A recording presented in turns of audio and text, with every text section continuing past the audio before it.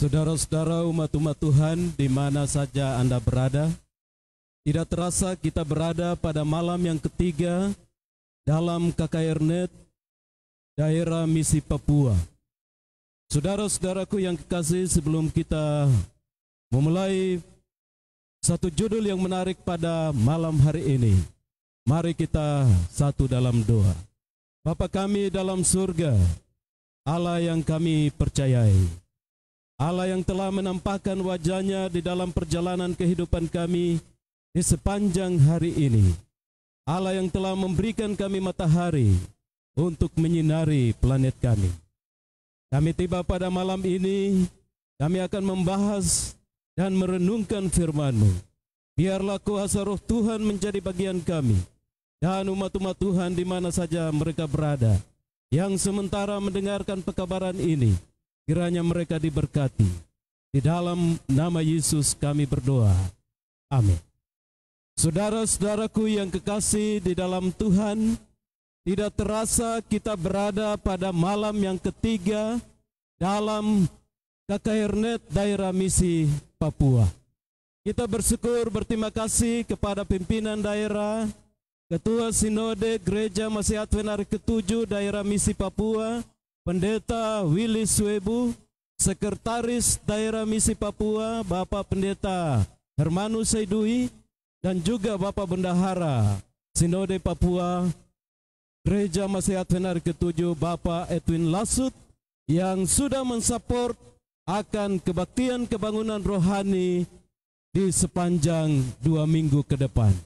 Saudara-saudaraku yang kekasih di dalam Tuhan, terima kasih untuk pekabaran Tuhan lewat lagu yang kita dengarkan pada malam hari ini. Saya akan absen di sini. Saudara-saudara, berapa banyak yang membawa Alkitab untuk kita belajar satu judul yang sangat penting pada malam hari ini. Saudara-saudaraku yang kekasih di dalam Tuhan, penebusan Yesus Kristus itu penting bagi setiap orang yang berada di atas dunia ini. Itulah sebabnya saudara-saudaraku yang kekasih di dalam Tuhan, bila kita membuka Alkitab kita di dalam Wahyu pasal yang ke-4 dan Wahyu pasal yang ke-5, kita akan belajar secara khusus tentang penebusan Yesus Kristus bagi dunia kita ini. Saudara-saudaraku yang kekasih di dalam Tuhan, ketika Yohanes dalam penglihatan itu, dia melihat bahwa Bapa dimuliakan karena kuasa memerintah alam semesta yang telah menciptakan segala sesuatu. Itulah sebabnya dalam penglihatan itu, Yohanes melihat penglihatan tentang Allah yang duduk di atas takhta. Saudara-saudaraku yang kekasih di dalam Tuhan, bukan saja dia melihat Allah sendiri, tetapi dia juga melihat 4 makhluk yang terdapat di dalam Wahyu pasal 4 ayatnya yang ke-4. Dan dia melihat di sana ada 24 tua-tua di dalam Wahyu pasal 4 ayatnya yang ke-6 sampai ayatnya yang ke-8. Dan dia melihat juga gulungan kitab yang dimeteraikan, yang dicatat di dalam Wahyu pasal yang ke-5 ayatnya yang pertama sampai ayatnya yang ke-4. Dan yang lebih penting di dalam penglihatan itu adalah Yohanes melihat anak domba itu layak untuk disembah. Saudara-saudaraku yang kekasih di dalam Tuhan, ada 4 seri dari angka 7 yang terdapat di dalam Wahyu. Kita telah belajar tentang 7 sidang. Tadi malam kita belajar tentang 7 meterai, dan malam ini juga kita akan belajar tentang meterai. Ada juga 7 sangkakala dan 7 malapetaka. Itulah sebabnya Wahyu pasal 4 dan 5 adalah pengantar kedua dari 7 meterai Allah. Saudara-saudaraku yang kekasih di dalam Tuhan, pertanyaan penting bagi kita di malam ini adalah, apa yang dikatakan kitab yang dimeteraikan itu? Mengapa sangat penting untuk membuka meterai itu?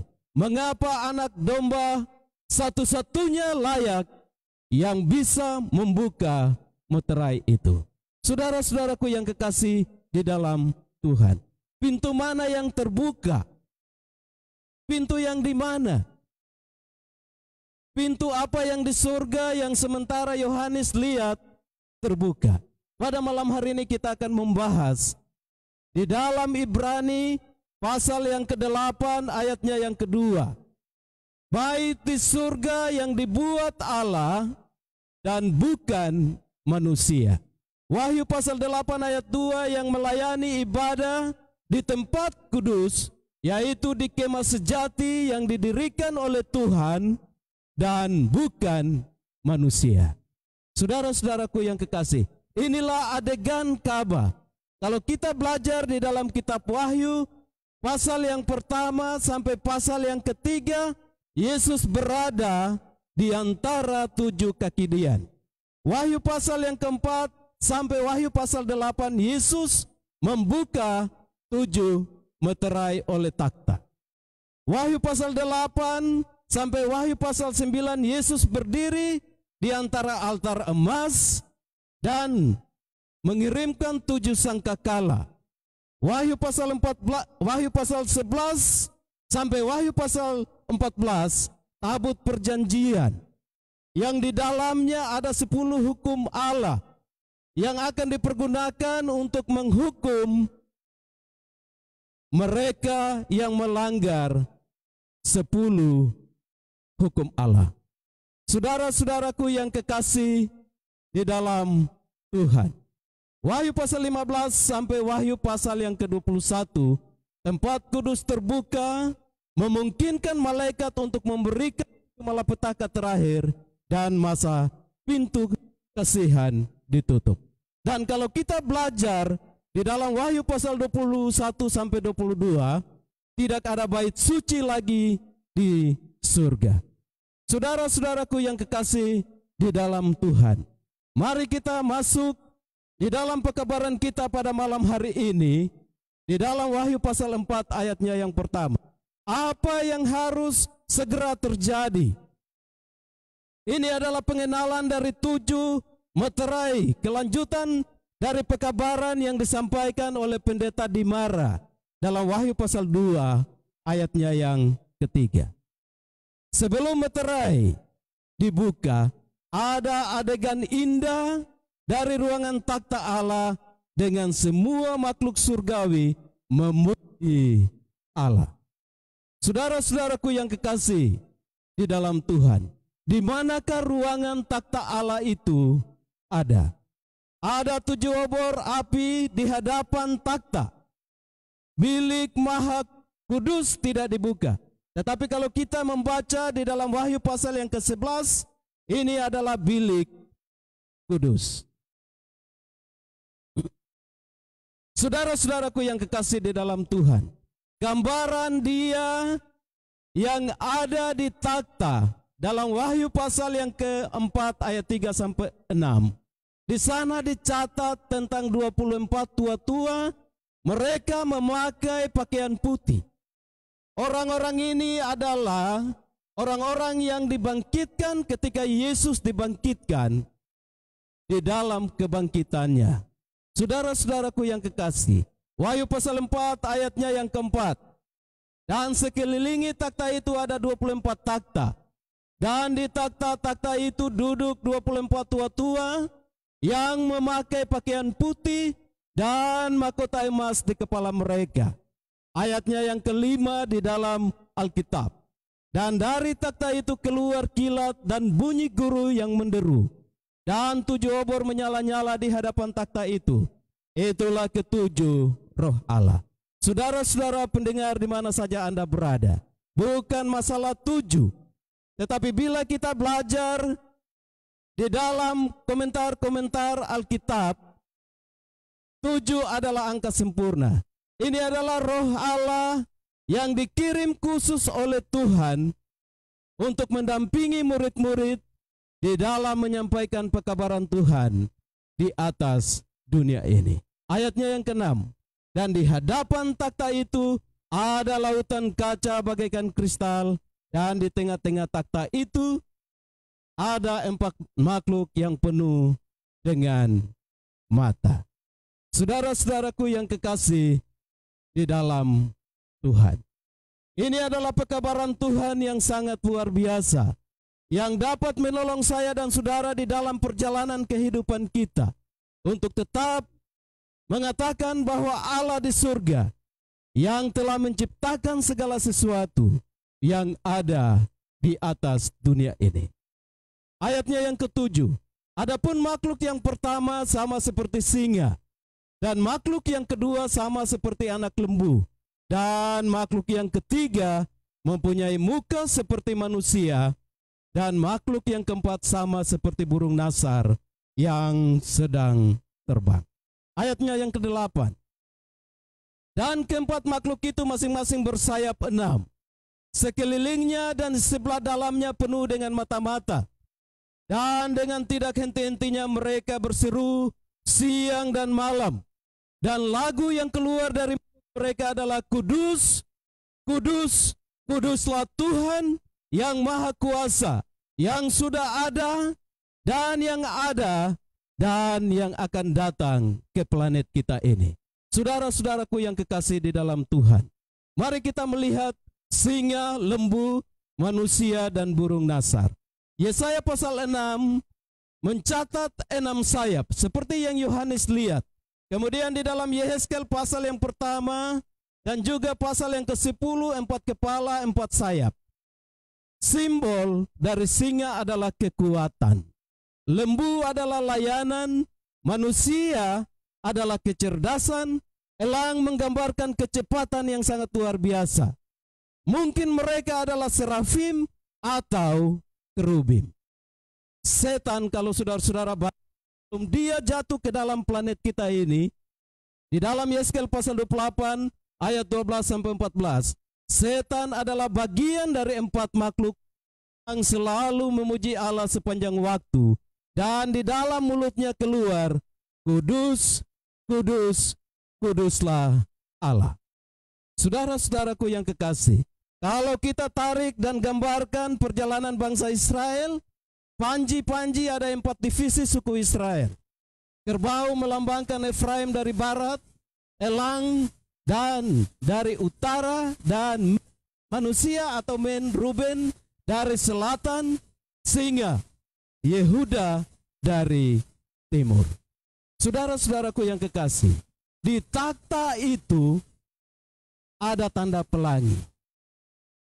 Di takhta di mana tempat Tuhan duduk ada tanda pelangi. Satu sukacita yang luar biasa. Pelangi menggambarkan bahwa Allah menyatakan kesetiaannya kepada umatnya. Saya dan saudara di dalam perjalanan ini, kita menghadapi banyak hal, peperangan yang silih berganti, masalah yang datang silih berganti. Beberapa waktu lalu di Kabupaten Jayapura ada banjir bandang. Tapi saudara-saudara, beberapa minggu kemudian, kalau saudara-saudara yang menyaksikan peristiwa itu dan tinggal di Kabupaten Jayapura, akan lihat ke puncak Gunung Siklop. Ada di sana tanda pelangi. Tanda pelangi menyatakan kesetiaan Allah kepada umatnya. Kita bersyukur dan berterima kasih. Oleh karena Tuhan yang duduk di atas takhtanya, ada tanda pelangi di sana. Seperti perjanjian Allah kepada Nuh, saya tidak akan menghukum dunia ini dengan air. Saudara-saudaraku yang kekasih, tanda pelangi adalah tanda yang luar biasa bagi saya dan saudara. Yesus akan datang. Itulah sebabnya mari tetap setia kepadanya. Wahyu pasal 4 ayat 8, Tuhan yang sudah ada, yang ada dan yang akan datang akan kembali ke planet kita ini. Itulah sebabnya jangan kita seperti orang-orang yang tidak setia. Di dalam Wahyu pasal 6 ayat 16, sembunyikanlah kami dari murka Dia yang duduk di atas takhta dan dari murka Anak Domba Allah. Saudara-saudaraku yang kekasih, 24 tua-tua, mereka selalu di surga menyatakan kasih dan kemurahan, karena Allah telah menyelamatkan dan menciptakan segala sesuatu yang ada di atas dunia ini. Kalau saudara baca di dalam Matius pasal 27 ayat 52 sampai 53, dan Matius pasal yang ke-19 ayatnya yang ke-28, dan Wahyu pasal yang ke-5 ayatnya yang ke-8. Siapakah mereka ini? Orang-orang yang memakai jubah putih. Mereka diberikan mahkota. Jubah putih adalah kebenaran, mahkota adalah kemenangan. Saudara-saudaraku yang kekasih, komentar dari Alkitab mengatakan bahwa mereka ini adalah anak-anak sulung yang bangkit bersama dengan Yesus. Matius 19 ayatnya yang ke-28, mereka adalah umat Allah di dalam perjanjian lama dan juga di dalam perjanjian baru dari 12 suku Israel. Wahyu pasal 5 ayatnya yang ke-8, mereka adalah umat Allah dari planet yang lain. Orang-orang ini, saudara-saudaraku yang kekasih, setiap hari mereka menyembah Allah. Menjadi tantangan bagi saya dan saudara yang mendengarkan pekabaran Tuhan pada malam ini. Apakah kita menyembah Allah dengan baik? 4 makhluk yang Yohanes lihat di dalam Wahyu pasal 4 ayat 4, mereka juga menyembah Allah. Saudara-saudaraku yang kekasih di dalam Tuhan, penyembahan adalah untuk merayakan Allah dan tindakan perkasanya. Itulah sebabnya saudara-saudaraku yang kekasih di dalam Tuhan. Kalau kita baca di dalam Keluaran 20 ayat 8 sampai 11 dan juga Ulangan pasal 5 ayat 12 sampai 15. Di situ dikatakan, ingatlah dan kuduskanlah hari Sabat. Kenapa Tuhan memberikan hari Sabat bagi saya dan saudara di planet ini? Supaya kita bisa menyembah Tuhan untuk merayakan Allah dan tindakan keperkasaannya. Itulah sebabnya hari Sabat itu bukan milik satu denominasi gereja, tetapi hari Sabat itu untuk menyembah Tuhan. Saudara-saudaraku yang kekasih di dalam Tuhan, inilah fokus kita pada pasal yang keempat. Menjadi pertanyaan kita pada malam hari ini, Allah telah menyelamatkan saya dan saudara. Allah telah menebus kita dari dosa. Apa yang harus kita buat di dalam perjalanan kehidupan ini? Mari kita masuk kepada pasal Wahyu pasal yang ke-5. Mengapa kita menyembah? Bagaimana kita berpikir tentang Allah yang Maha Kuasa? Mengapa Anda dan saya menyembah Dia? Bagaimana kita menyembah akan Allah? Ada tindakan perkasa Allah yang luar biasa menjadi bagian saya dan saudara di dalam perjalanan kehidupan ini. Dalam hidup Anda dan saya, apakah Yesus Kristus mendapatkan pujian di dalam perjalanan kehidupan kita sampai hari ini? Saudara-saudaraku yang kekasih, Wahyu pasal 4 ayatnya yang ke-11, Tuhan adalah pencipta segala sesuatu. Tuhan yang menciptakan segala isi dunia ini. Tuhan yang menciptakan jagat raya ini. Apakah di tangannya sebuah gulungan dengan 7 meterai dan tidak ada seorang pun yang layak untuk membukanya? Itulah sebabnya saudara-saudara, Yohanes pada waktu dia melihat ini, Yohanes merasa sedih. Kenapa dia merasa sedih? Tidak seorang pun yang dapat membuka meterai itu.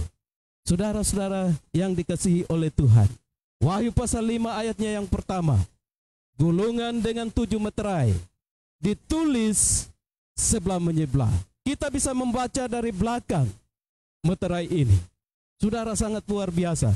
Dan meterai Allah ini tinggal di sisi kanan Allah. Itulah sebabnya tidak seorang pun yang dapat mengambil meterai ini. Karena tinggal di sisi kanan Allah, tidak seorang pun. Apalagi dengan ciptaan Tuhan. Saudara-saudara, nomor 7 dalam Alkitab adalah memaknai kepenuhan, kelengkapan, dan kesempurnaan dari nomor 7. Wahyu pasal 5 ayatnya yang kedua. Siapa yang layak untuk mengambil gulungan dan membuka meterai itu. Pada pasal 4 tadi kita belajar, hanya Allah yang layak karena Dia adalah pencipta kita.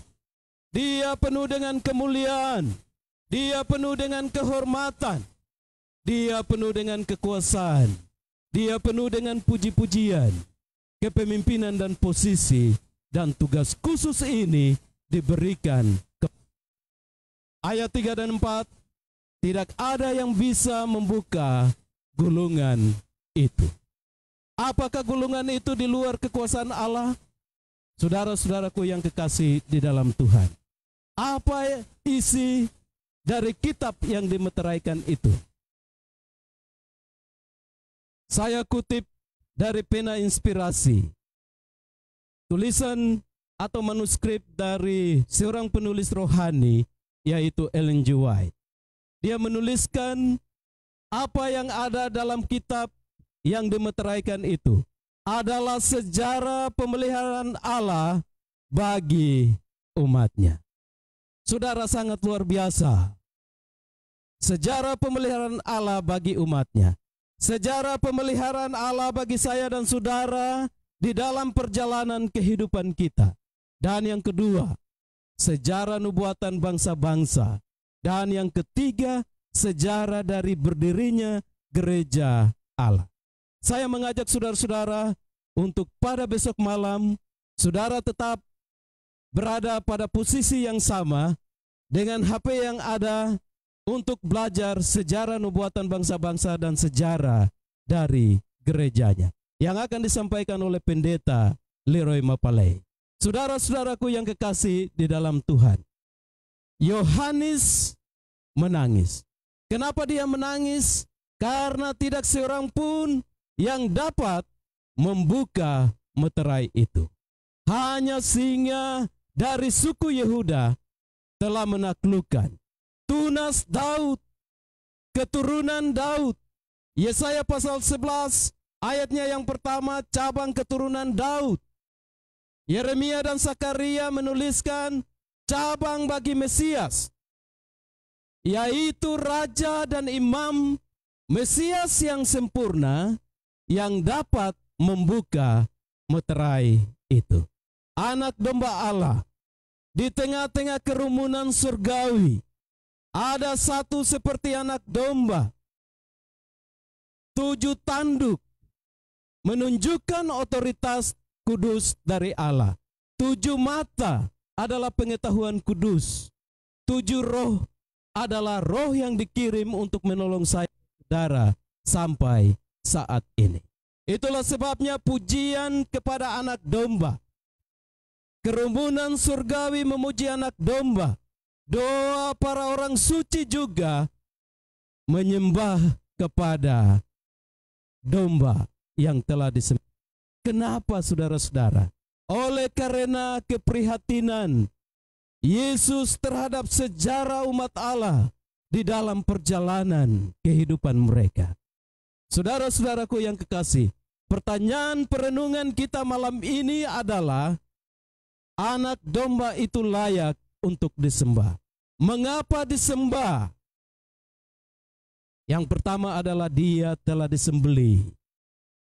Yang kedua adalah menebus manusia bagi Allah dari setiap bangsa, dari setiap generasi, termasuk kita orang Papua yang mendiami Papua dan juga Papua Barat. Yesus menebus manusia bagi Allah dari setiap bangsa, dari setiap generasi. Itulah sebabnya penyembahan kita harus kepada anak domba yang telah disembelih dan telah memberikan darahnya untuk saya dan saudara. Hal yang ketiga, anak domba ini membuat kerajaan para imam untuk Tuhan. Saudara-saudaraku yang kekasih, tidak ada seorang pun di jagat raya ini yang bisa membuka meterai itu. Hanya anak domba yang layak membuka meterai itu. Banyak malaikat, kalau kita baca di dalam Matius pasal 26 ayatnya yang ke-53. pada waktu Yesus disalibkan di Bukit Golgota, bisa saja Yesus memanggil berlaksa-laksa malaikat untuk menyelamatkannya.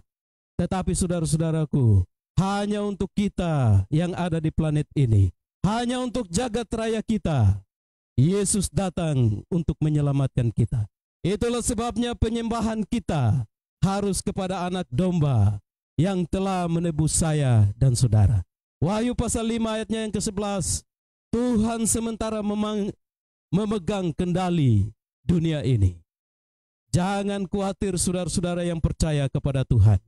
Yesus adalah seorang penolong yang dapat menolong saya dan saudara di dalam perjalanan kehidupan kita. Seluruh alam semesta akan memuji Allah, akan memuji anak domba Allah, akan memuji Roh Allah yang telah menolong saya dan saudara di dalam perjalanan kehidupan kita. Wahyu pasal 5 ayat 13 dan 14.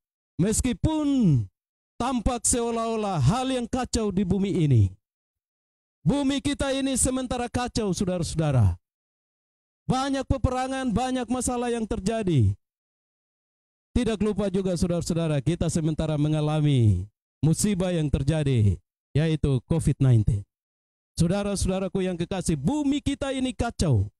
Tetapi saya mau katakan kepada saudara-saudara pada malam hari ini, seluruh alam semesta ini akan mengakui kebaikan Allah, akan mengakui kekudusan Allah, akan mengakui wewenang Allah yang telah menyertai saya dan saudara di dalam perjalanan kehidupan kita.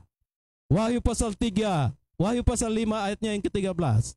Dan aku mendengar semua makhluk yang di sorga, dan di bumi, dan di bawah bumi, dan yang di laut, dan semua yang ada di dalamnya, berkata, bagi Dia yang duduk di atas takhta, dan bagi anak domba, adalah puji-pujian dan hormat, dan kemuliaan, kuasa sampai selama-lamanya.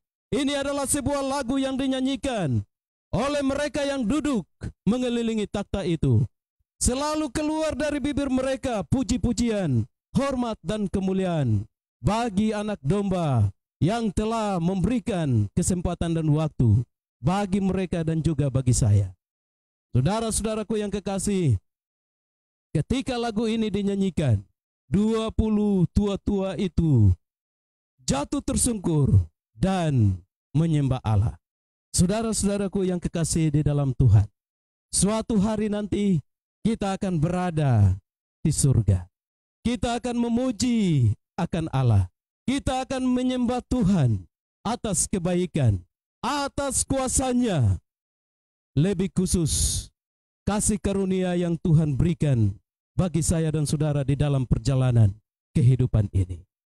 Saudara-saudaraku yang kekasih di dalam Tuhan, Matius pasal 28 ayatnya yang ke-18, Efesus pasal 1 ayat 20 sampai 22. Anak domba Allah layak karena ia telah menjadi korban. Karena pengorbanan itu kepadanya diberikan semua kuasa dan wewenang untuk menyertai saya dan saudara di dalam perjalanan kehidupan kita. Paduan suara surgawi akan memuliakan dan memuji Tuhan berlipat 7 ganda, menyatakan bahwa Yesus layak untuk menerima puji-pujian. Yesus layak untuk menerima penyembahan oleh karena kebaikan dan kasih-Nya. Saudara-saudaraku yang kekasih di dalam Tuhan, di kayu salib Yesus menang dan menemukan kembali apa yang hilang dari Adam di Eden.